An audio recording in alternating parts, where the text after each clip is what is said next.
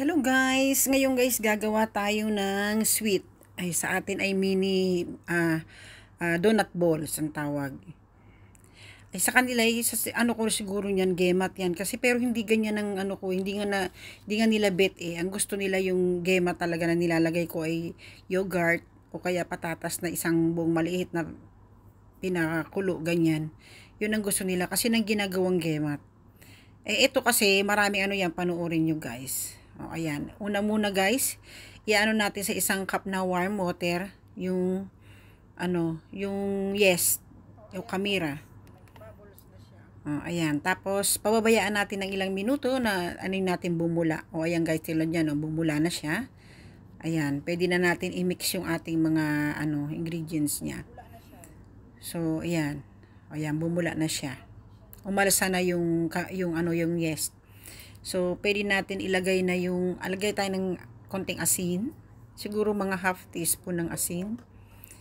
Yan. Tapos, halo-haluin natin ng konti. Ayan. Tapos, yan na. Sunod na natin yung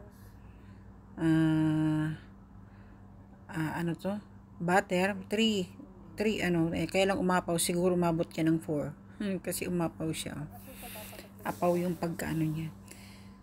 Yung yung gemat nila, yung bilog-bilog na hindi, wala yung ganyan, hindi siya nilalagyan ng butter, lang, wala siyang gatas. Pero ito may may gatas to.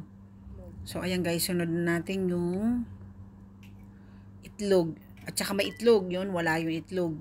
Wala yan, yung napaka-simple nun. Ito kaya, kumbaga sa nga, mini donut ito, na pero hindi minamasa. Kasi yung donut, di ba, minamasa. Ito hindi. Pero masarap guys, subukan ninyo. Ito kasi nilagay niya yung yung syrup na inaasukal na nila tinutunaw. O ayan na guys, lagyan na natin yung 2 cup na harina. Ayan. 2 cup siya. Ayan. Tapos ito, may gatas na powder. Ayun o. Yung ginagamit ko sa pagluluto ay yung gatas ng Kuwait. So, ayan. Tapos, haluin natin ng tapos yan, paalsahin mo uli yan. Para ka rin gumawa ng ng donut na pinapaalsa. Ito rin, papaalsahin mo rin. Kaya nga lang, kumbaga sa basa-basa siya, hindi siya tulad nung sa donut, talagang siya. Ng donut, na talagang matigas siya. Parang sa pizza, parang yung paggawa ng tinapay, ganyan. Pero ito, hindi. Pero halang palos pareho lang din sila ng gemat. Kaya lang, ito medyo ayan guys, so nilagyan na natin ng gatas. Yan, mga 3 spoon ng gatas. Nasa sa inyo na lang yung kalkulahin guys. Gusto ninyong mas masarap, dagdagan ninyo. Mas malinamnam, dagdagan ninyo ng gatas. Ayan, halo-haloin natin hanggang na na yung texture niya. O, ayan, pag ganyan na siya, ayan, okay na yan. Ayan, okay na yan. O, tignan nyo guys, ang answer na niya. Tapos, pababayaan natin ng mga 1 oras. Takpan natin. Na yung walang singaw, At saka, kung ilagay nyo sa warm ba na temperature para siya. Mabilis siyang umalsa.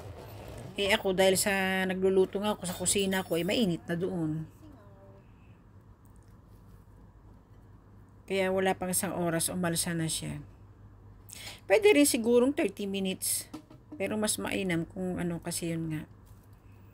Habang nagagawa ka ng iba mong yung panglulutuin, so tamang-tama. Pabayaan natin siya guys ng So, ayan, pabayaan natin ng ilang minuto. Siguro nga 1 hour o kalahating oras. Ayan. Ayan guys, ilalagay natin siya sa icing ayan, icing bag, ayan, para madali natin siyang pagpipirituhin. Ayan, tignan nyo siya kung gaano siya ka, ano. Ayan, ganyan siya ka. Tapos para madali siyang, ano nating prituhin. Yung iba, kinakamay na inaanong pag ganun sa, ano niya. Ito, mas madali, mas ano siya.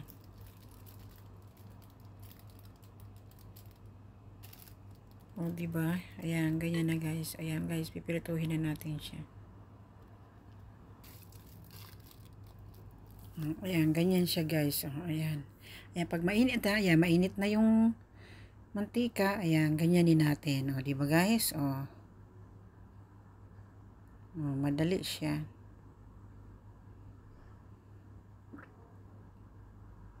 Ayan, ganyan. Ito, mabilis siyang mag-brown. Akala mo ay tutong na kasi mabilis siyang mag-dark yung kulay niya. O, ayan na guys, so luto na. Ayan, naka-ready na yung dalawa. Antay na lang tayo guys ng mag-adan. Ayan.